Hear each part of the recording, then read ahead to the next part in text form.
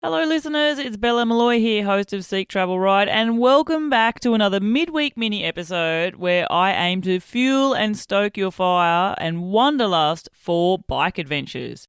This week, I'm bringing you the story from Ted Eliason, otherwise known on Instagram as Biking the Blue Marble.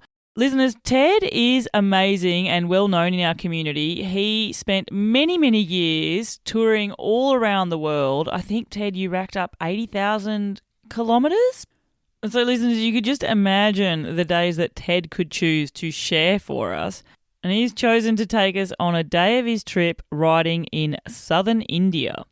Now, before we get to Ted's story, I wanted to give you an update on how our Beyond the Bike live shows went in London. I've had a fair few listeners reach out, some of you before the events wishing me luck and some of you after wondering how it all went. And I can say we had two amazing events held there in London. Both shows were sellouts and we had just hours each day talking bike adventures, hearing the incredible stories from our guests and answering questions from those in the audience who, it sounds like many of you are about to take your own super adventures as well.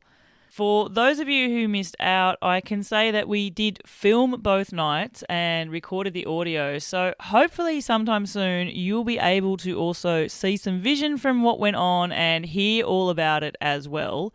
Now, if you think that Beyond the Bike would be something you would like to have come to your city, reach out to me on my Instagram handle, Seek Travel Ride, and let me know where you live and maybe we can bring a live show to a city close to you as well.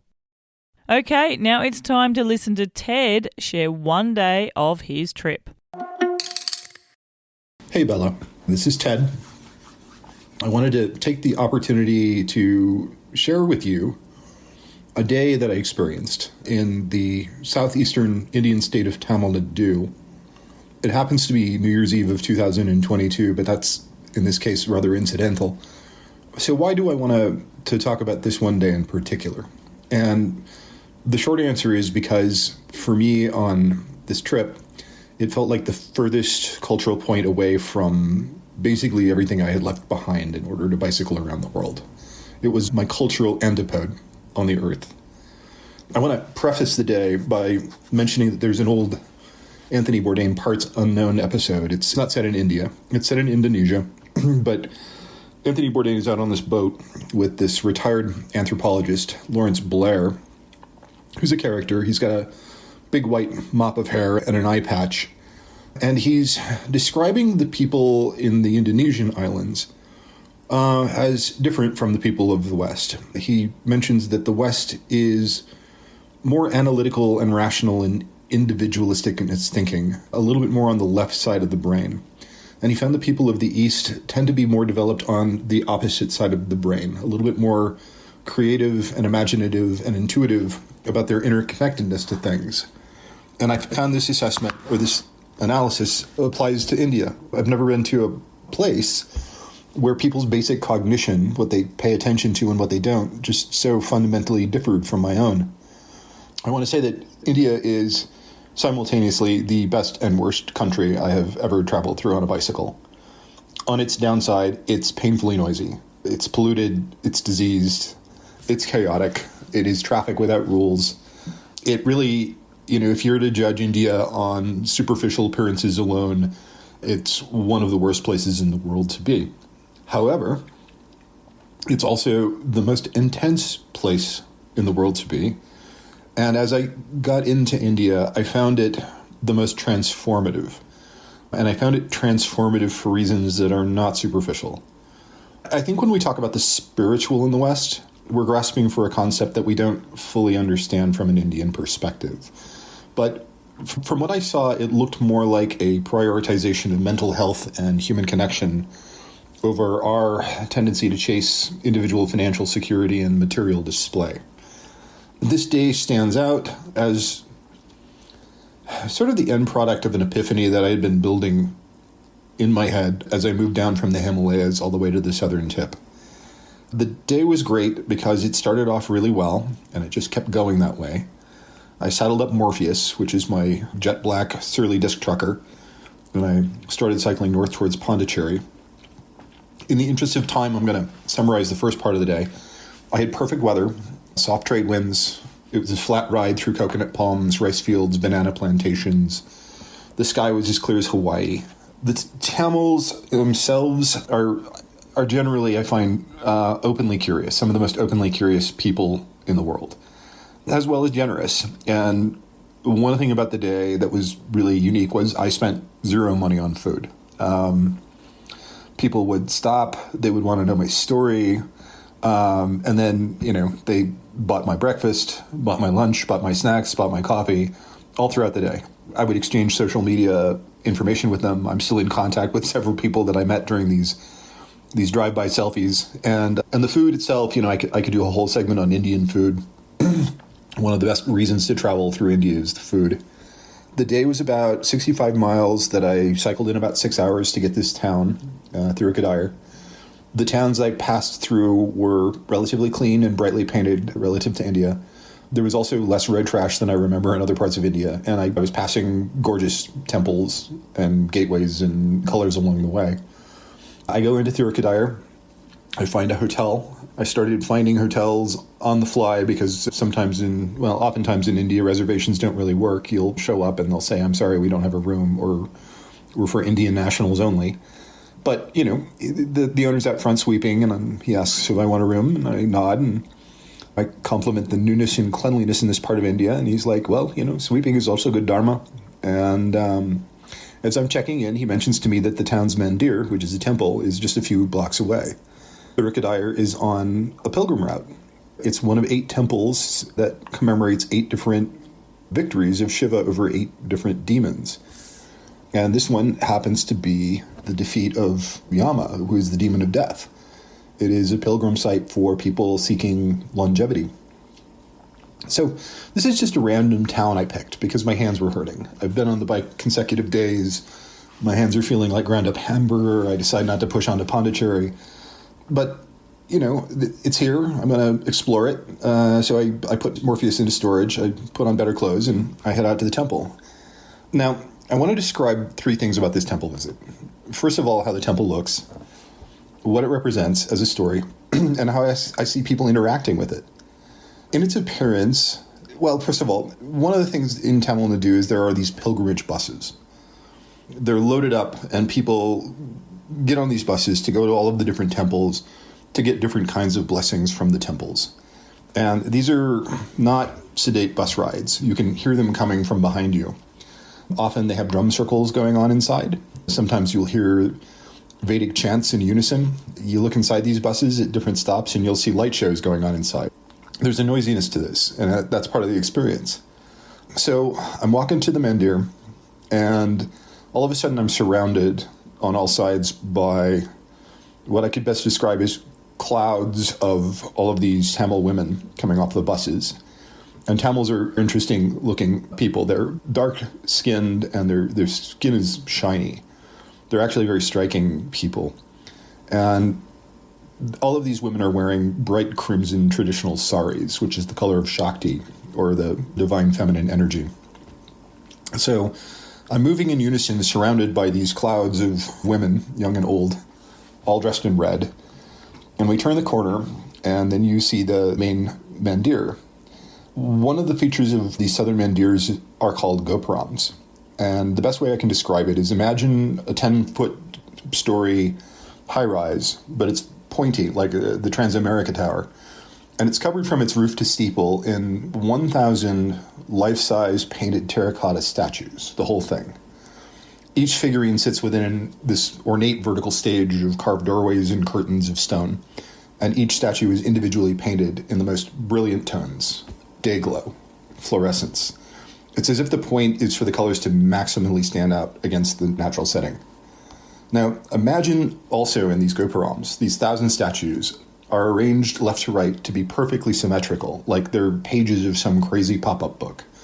Platform after platform of iridescent complexity, building towards the sky, yet perfect in its symmetry. And it's this wow moment. The color, the complexity, the intensity. As I'm moving along, I'm the only white Westerner in the crowd. I'm about a head taller than everybody there, and I'm feeling awkward about being there. Normally, I'm not very comfortable visiting religious buildings if I'm not a part of that religion.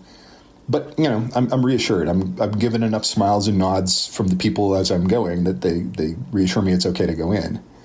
I pass through these bright, multicolored gates, and in the gates are these yazi, which are these giant hybrid creatures featuring parts of elephants, lions, and serpents, and they're all painted in lime green. I head into this corridor, and it's jammed with people on both of the left and right. And they're selling these malas, which are these brightly colored orange and yellow leis of flowers to give as offerings to the lingams inside. And a lingam is a sacred stone that represents a formless, infinite aspect of Shiva. It's not a depiction of Shiva as a deity, but it's a symbol of his cosmic energy.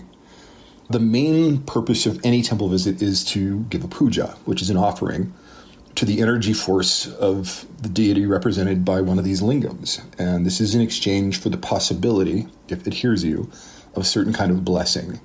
If the deity hears you and acknowledges your level of devotion, and devotion is part of dharma, right conduct in one's life, these may result in spiritual blessings that carry into future lives as the Dharma chakra, or the wheel of life, spins generation after generation.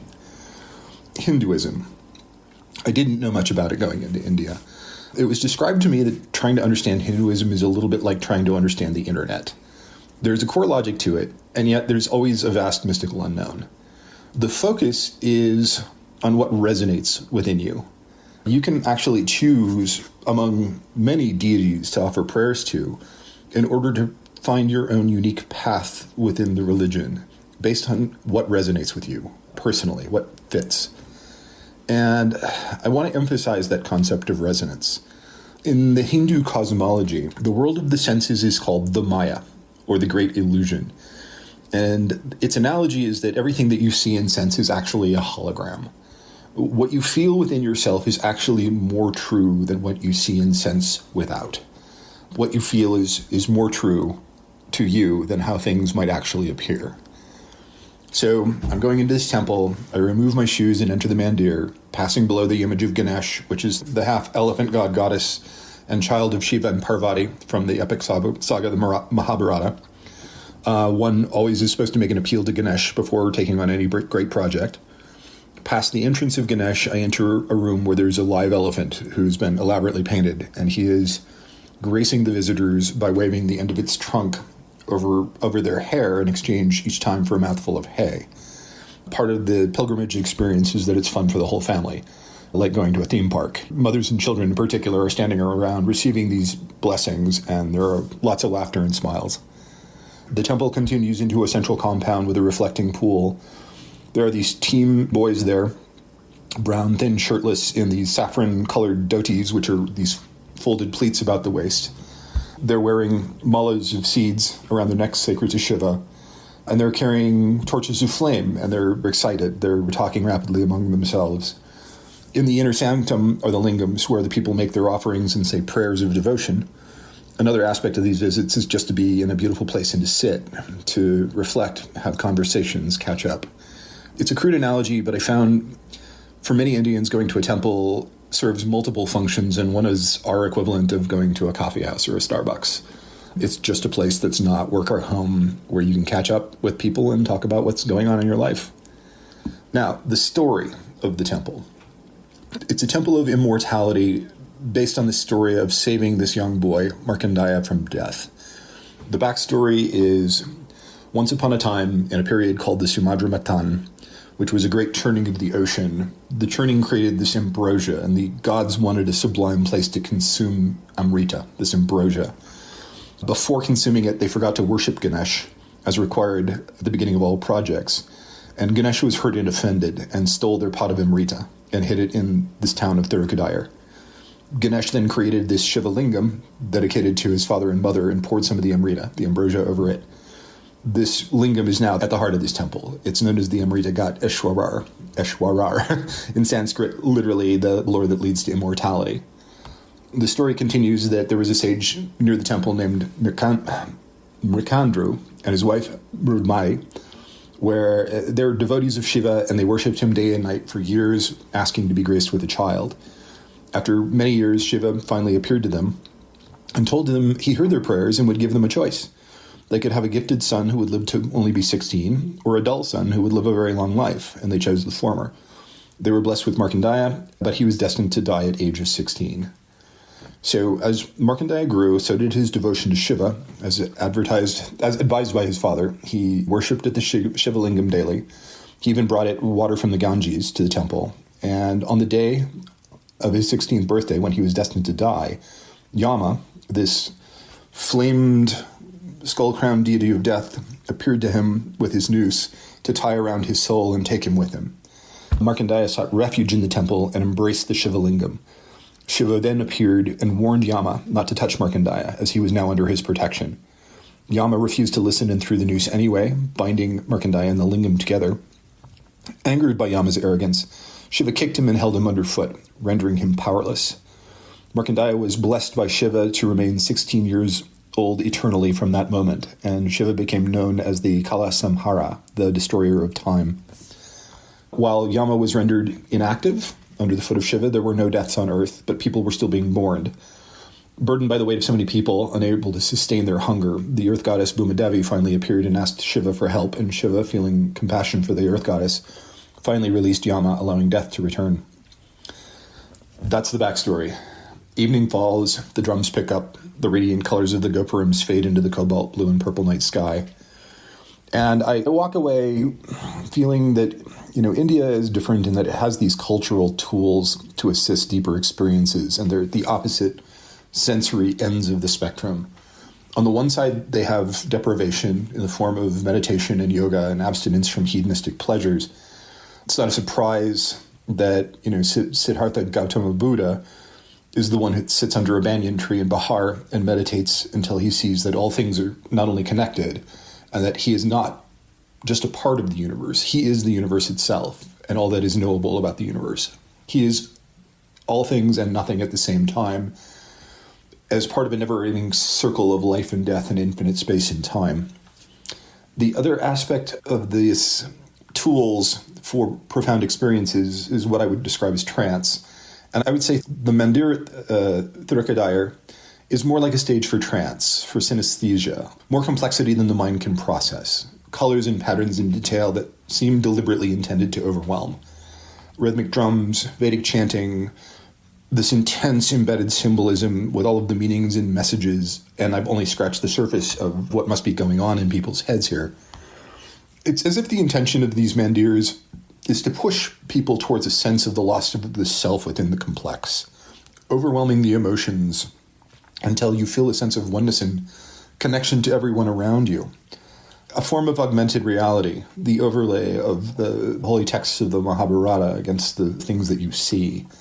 It was described to me that the emotions of devotion towards a deity can be as intense as the emotions of human love, the end result of which is an enduring and persistent belief that one is on the right course with one's dharma. Throughout my travels, religions are about emotions. None of the stories can be proven by science. They're all held in what we in the West call faith, with feelings. But one thing that I've noticed is that religions are everywhere humans are, and they're normally very central to wherever humans go. And I think the Hindus are probably onto something when they suggest there are an infinite number of pathways to one divine truth, and that truth is what resonates from within. So I named my bicycle Morpheus because it was offering me the red pill to escape from the matrix, as well as coming from the Greek word morphe, meaning form or shape. It's the shaper of dreams, able to take human form and appear in dreams to deliver messages from the gods.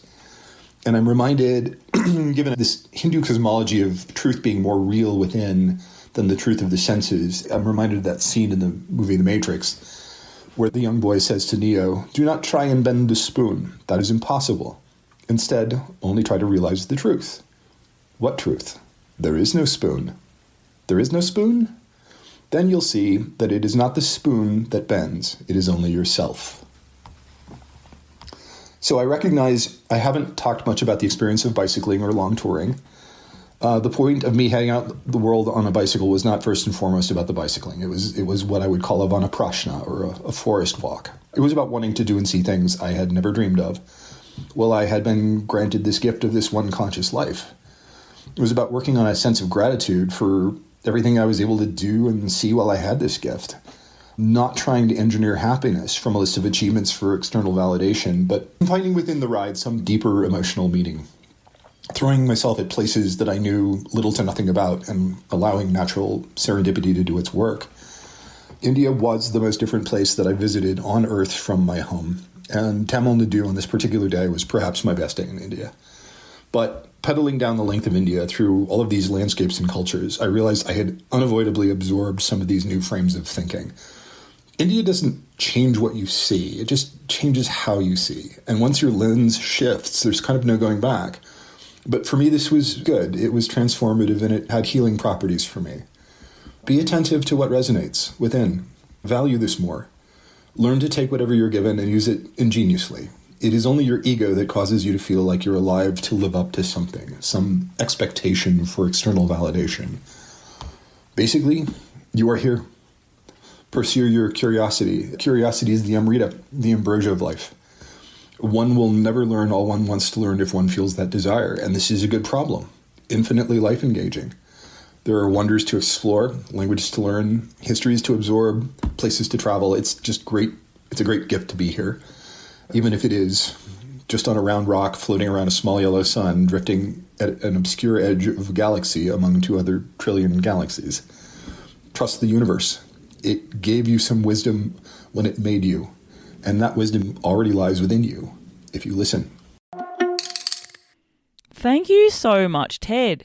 There were a few things that you shared there which really struck me, and I think the first and foremost, I have to be upfront and honest. I have never ever myself been to India, but it is a place that I have this dual feeling for, like you stated, that a place of chaos and everything happening, all my senses on fire all at once for maybe not the right reasons, but also, as you alluded to, this other place which is at polar ends of that spectrum and can be quite transformative. I remember actually interviewing a previous guest, fellow Aussie actually, Jess Thomas, and she absolutely fell in love with southern India. And I wondered when you were sharing your story whether it was those elements of southern India that really called to Jessie as well. I also want to thank you for teaching me a bit more about Hindu culture and also temple culture in India as well. As I said, it's not anything I've ever really delved into too much, and so it was really good to have some further insights there. And it sounds like it has been absolutely just such a transformative experience for you to have had on your journey. It wasn't like India was the first place you went to. You had taken Morpheus many places around the world before then, but clearly being in that temple, it sort of put some pieces of the puzzle together in your mind and how you viewed your travels as well. And listeners, if you're like me, you're excited to hear more of Ted's story. And I'm hoping in the coming months that I will be able to interview Ted and share a full-length feature for you as an episode on Seek Travel Ride. So definitely keep your eyes out for that. Thank you so much, Ted, for sharing your story on Seek Travel Ride. Now, listeners, we are coming to the part of the show which I absolutely love, and that is where I get to say a big, warm, heartfelt thank you to you, my super fans, who have reached out and bought me a coffee. Today, I want to say thanks to Phil Cunningham. Phil, you didn't leave me a message, but you did buy me a few coffees, and I just want to say thanks for being a legend and supporting me on the show. And I also have some coffees bought from previous guest Yipa Vitavane, and you have said, I love what you're doing, Bella. Keep it up. It was a privilege to be featured on the podcast. As soon as I get more money, I'm buying you more coffees. Well, thank you so much, Yipa. It was an absolute pleasure to share your story. I love the journey that you took, the Netherlands through to the Middle East, and the learnings that you shared as part of your story and your episode there as well. I think they're things many of us can connect with. Thank you so much for being a legend yourself and supporting me and the podcast. And listeners, if you would like to do as Phil Cunningham and Yipa Vitavane have done, you can also buy me a coffee. Head to buymeacoffee.com/Seek Travel Ride. Buy me a virtual coffee, and most importantly, leave me a message and let me know what is it that you love about the podcast and where is your next bike adventure taking you. And until the next episode, I'm Bella Malloy. Thanks for listening.